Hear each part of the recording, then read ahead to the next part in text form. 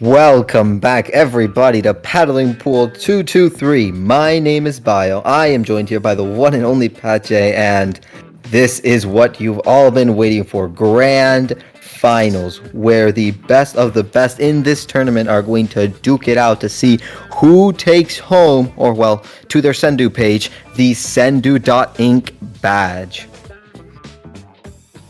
Yes, we've seen so many teams fight each other to get here. And we just left with these two, and both of these teams got a bit of upsets just to get here. But we're glad to see them, and it's going to be Hazard versus Potager. And it's time to watch them, and we're going to start on Umami Ruins. And Potager back with the Elita, that's pretty much what they've been running all night. On the other side, Hazard.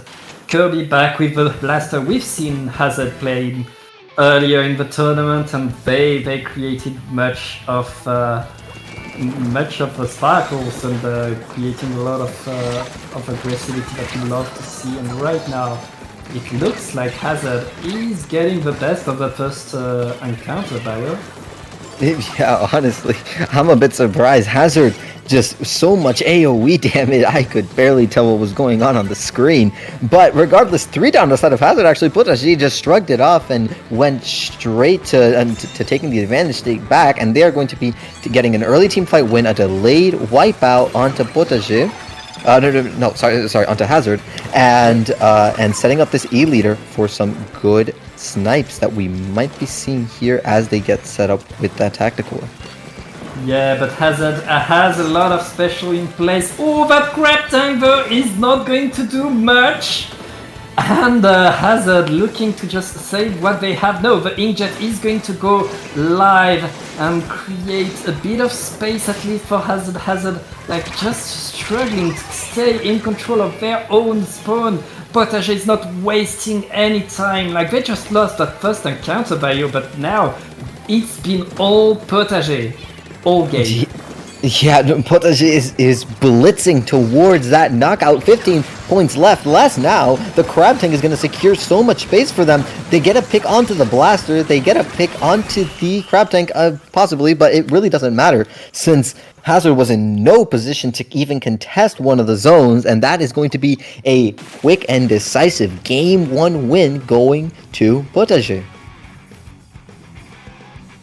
Yep, Game 1 going to Potager. That's not over though. Hazard has the opportunity to counterpick. We are in a best of 5. There is a lot going on, and Hazard, we saw them on that opening, getting the fight, getting things going. It's just that when Potager has the lockout at the ready, things were just going Potager's way, and if Hazard can go into a spot where that kind of situation doesn't happen, it's very good for them. They have comeback opportunities, and well, getting the counter pick is the first step to it. Yeah, and yeah, honestly, I'm honestly really surprised. We're seeing some of the same energy that Potager has been showing the past few sets. They're just showing how unrelenting they are. You saw you give them an inch and they'll take a mile. The second that Hazard slipped up even a little bit at the beginning of the match, Potager just took that and ran with it. You just saw how well they locked out Hazard. It was so difficult for Hazard to even get out of their own spawn. Potager just cycled their specials so well to always have something to defend against Hazard, and that was what just drove them straight to the knockout. Yeah, and Hazard right now on the drain board, trying to find the way, the map mode that will let them have the edge on that incredibly strong Potager that we've seen so far. Like, we've seen Potager it's the 3rd round in a row that we see Potager. And they bring us the goods, like they show us how it's done. Yeah, and honestly, we've been in this. We were in this situation last match with the deal about counter picks, but I'm interested to see how how Hazard is going to is going to deal with this counter pick, since we saw where they're in the same position that Habit was in the last game. They need to find a map that deals with Potage's comp well, specifically that E leader, since the E leader is the easiest, is easily the most map dependent one, right? Mm-hmm. We saw Habit try to deal with it by picking maps such as Rainmaker, Undertow Spillway.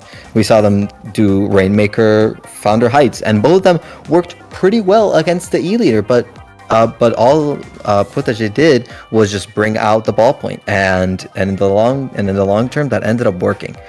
But regardless, we're going to be going here. Actually, I talked over it like a dumbass, but a Splat Zone's Mako Mart is going to be their counter pick. This is actually very curious, because I'm really interested in seeing if Potages are going to choose to stick with the E leader, since it is a viable choice on this map, or they're going to switch over to the ballpoint, which they've done in past counter picks. Yeah, here we go. I'm betting Potager is going to bring the ballpoint, like a good inkjet on this map mode. Is so good. Oh, never mind. The Eliter stays, and the Eliter is going to keep the danger on. Meanwhile, Hazard, no real comp change. It looks like both teams know what they want to do, and Hazard looking to really reset things on the classic map that everybody knows. Yeah, we're seeing Hazard come out with that crab tank, playing off of the early pick onto the dualies, actually doing a great job getting 2 picks onto Potager, but one of the members goes down, 2 go down actually, and the advantage that Hazard had is now kind of starting to Potager coming out strong with more. Hazard stays in control, and like Potager, they get that crab tank there, but the zone is still blue. They finally neutralize it, but still struggling just to flip it. And Hazard, they have all 4 players right there at the ready, and the crab tank and the bubble are going, and that's going to give them the zone right back. And right now it's really on Potager to get things going their way. It looks like Hazard is not going anywhere. Okay, they're going somewhere now. Okay. Yeah, and Hazard once again on the back foot, just kind of trying to defend against Potager, pushing forward to try and keep it. Misses the one shot direct onto the jump. That is unfortunate, and actually that inkjet is not going to get much value, unfortunately, as Potager edge out the lead. 3 down on the side of Hazard. Potager, wait, actually 3 down on the side of Potager. A wipeout on Hazard. Sorry, yeah, a wipeout on Hazard. So that is still going to be in Potager's favor. They're going to keep the zone, but wow, that was that confused even me for a second there. And if Potager can keep the zone painted yellow like that, the game is for them right now. And but just 3 down. 3 down is just the Eliter. That means Hazard has the opportunity to move forward, push so much, and that's when you really want to have a blaster on your team, applying really that pressure onto the legends, and really denying all that top part in favor of Hazard. Yeah, and we've seen Hazard actually playing this really aggressively. Look at how they're playing. Oh, 2 down on both sides, actually. This is really close. Hazard need to hold on to the zone. But it's only the dualies left. Potager start to find a way in. They camp the jump onto the blaster, misses the direct, unfortunate. And Potager, just like that, they just said, no, we're not going to let you take lead here. We're going to take back the zone. The NZAP does get a pick onto Potager, but it's just going to be evened out. Wait, sorry, no, not the NZAP, the dualies. But it's still just Potager in the lead. They're still just keeping Hazard from really doing anything, and this dually is out for blood, going against their mirror matchup and winning it. And even though, sure, Potager just lost their NZAP, but it doesn't really matter that much. since they still just have so much map control, so much space with that A-leader, with that pick that we just saw them get. They're at 10 points remaining. This is looking like a knockout if they can just keep the zone painted, but not quite. And Hazard is going to be able to salvage things at 4 points remaining for Potager. They're going to be able to flip the zone, give them a whopping 58 points of penalty, and buy themselves a little bit more time. This game is so deadly. Players are just falling left and right, going back to spawn and then running at the enemy again. I love it. And Potager getting the best of it, even if penalty was applied to them. They got the best of that engagement, of that team fight, and right now with the inkjet, they're looking to get finally things going their way, but it looks like Potager doesn't mind. They keep the zone yellow and the clock is ticking. Finally Hazard in control of the zone, finally scoring a bit of points, but they have so much of a penalty to get back in, and there's just 40 seconds left. Hazard, they're going to need overtime win if they want to get back in this game, and Potager is in their spawn right now, creating so much chaos. Wow, Hazard is struggling, 3 down, almost wipeout, and Potager is just content. They have no penalty, and that's a knockout for them. And that is going to be Potager taking game 2, putting them at putting them at match point for grand finals. Even losing on their counter pick, even facing a counter pick that can be pretty hard for some of them to play around. Potager is demonstrating their skills in a wonderful fashion, and just keeping Hazard from really doing anything. The raw presence that Potager has on the battlefield at all times is admirable. Yeah, the Hazard right now, it's like Potager is just one step ahead of them. It's like they have the fights at the ready, they can paint, they can take control of the map, but Potager does it just slightly better, takes control a bit longer, gets one more ping, gets a few bits of ink, a bit more paint on the ground, and things go Potager's way. If Hazard finds the way to reverse that just by a hair, they could be very competitive. They could get games off of Potager, but right now they need to go onto their best possible map mode, because Potager, they look good on everything right now. Yeah, no, Potager is really comfortable. They haven't really switched their comp much, if at all. They are just showing that they know how they want to play, and they're doing a great job of sticking to their guns, and just honestly they're playing really well, just raw, right? Their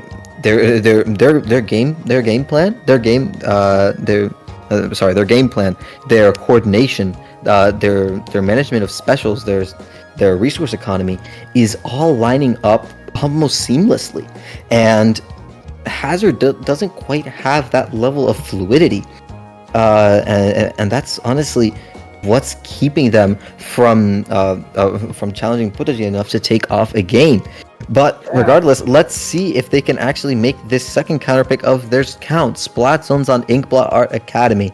I can tell you now, we're gonna see the E-leader again on the side of Potager. This is a good E-leader map, so I think they're going to stick with it. Yo, I'm terrified, because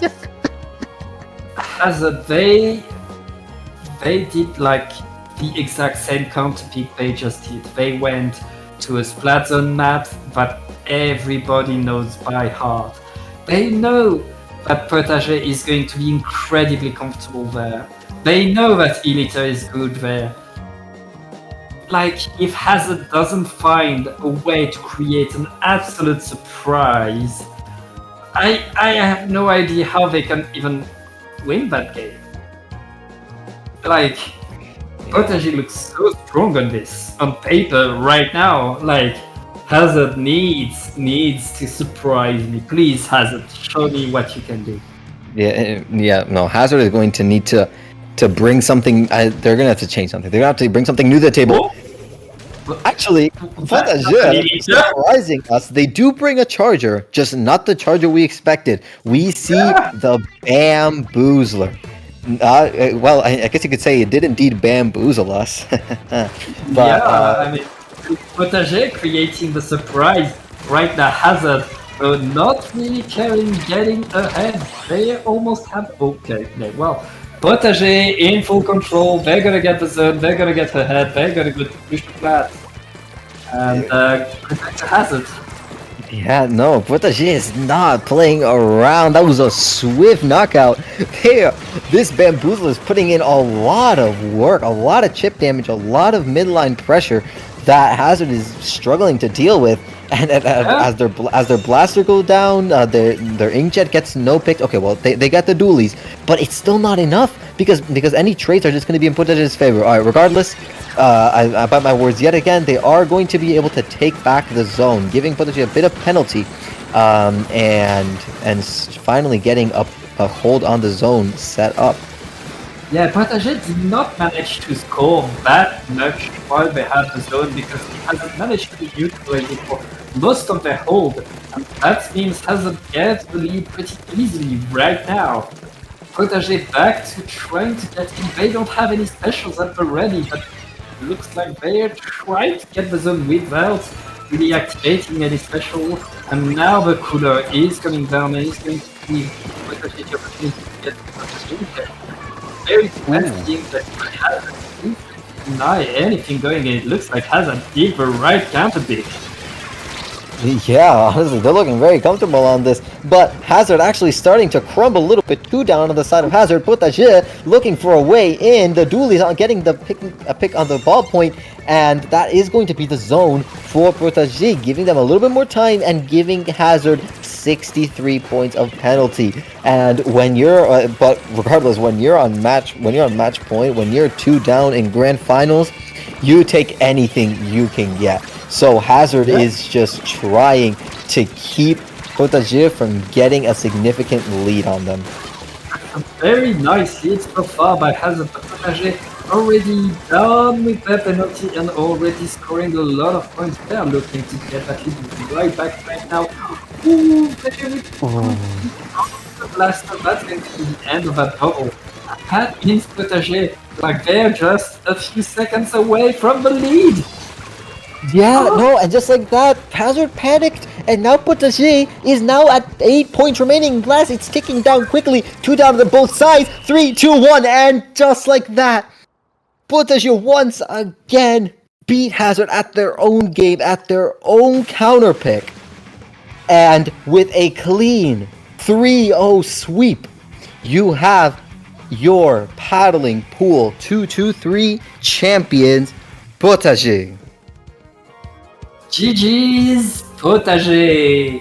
Congratulations to you guys, bien joué les gars.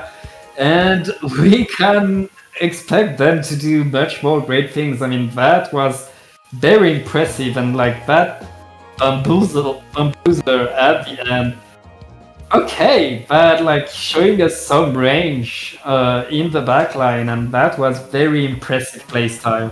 Love to see it. That's going to be the end of the tournament for us, Aya. Yeah, no, thank you all for watching. It was a blast casting all 4 hours. I'm not going to lie, I'm a little bit tired, but regardless, we are gonna end this off here. Tell us, Pat, where can we find you outside of this Twitch channel? I feel like I'm always here, but you can find me on Twitter at PatAllTime. It's written in your stream right now. And Bio, where can people find you? Well, you can all find me on Twitter at bio__29. And of course, we cannot forget to thank not only Dapple Productions, but also our humble streamer, Brownie, for not only streaming this, but recovering after the great internet crash of 23. To bring back this stream for all of you. So again, thank you all so much for watching. We hope you will come back for future Dapple Production tournaments, and yeah, stay tuned for next time.